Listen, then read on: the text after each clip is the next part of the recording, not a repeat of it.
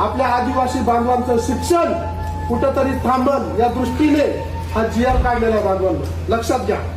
कारण 26 वर्षापर्यंत आपल्याला वसतिगृहामध्ये ऍडमिशन आणि त्याच्यानंतर मग आपला आदिवासी बांधव कुठे दिसणार तुम्हाला माहितीये का? वीटभट्टीवर लोकांच्या वावरांमध्ये आपला आदिवासी काम करताना दिसणार बांधवांनो. हे सरकारचं धोरण आहे, कारण आदिवासी कुठेतरी संपला पाहिजे.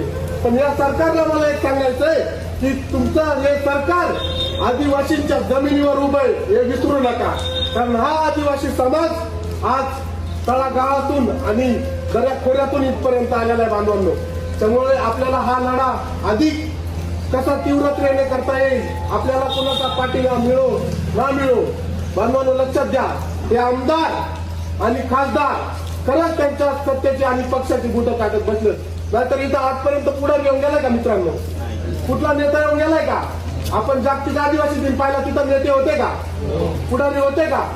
यांना आज आदिवासी समाजाच्या विद्यार्थ्यांवर ही वेळ आली तर हा आदिवासी समाज का दिसत नाही?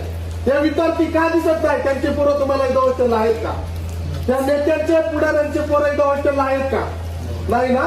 त्याच्यामुळे ते इथं येत नाही बांधवांनो. इथं गोर गरिबाची पोरं शिकतात बांधवांनो. मांजरी या ठिकाणी आपले 2 विद्यार्थी आज 6वा दिवस आहे, बिना अन्न पाण्याचे अन्न त्याग करत आहेत. ते आपल्या समाजाला अजूनही त्याची जाण नाही मित्रांनो. तिथं अजूनही पुढारी गेला नाही, कुठला आमदार गेला नाही, कुठला खासदार गेला नाही.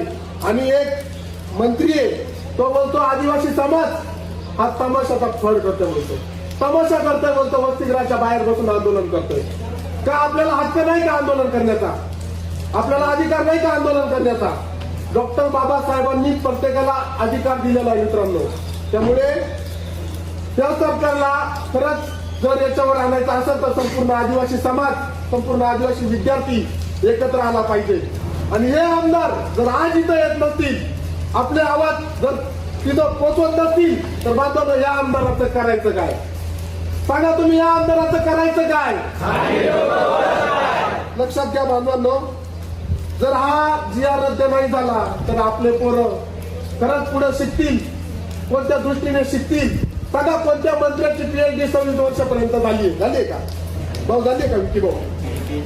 PhD नाही. आज 26 वर्ष कितीच्या मुलाला होतं, 13वी 14वी 15वीच्या मुलाला 26 वर्ष होतं. त्याच्यानंतर शिक्षण त्यांनी कुठे घ्यायचं?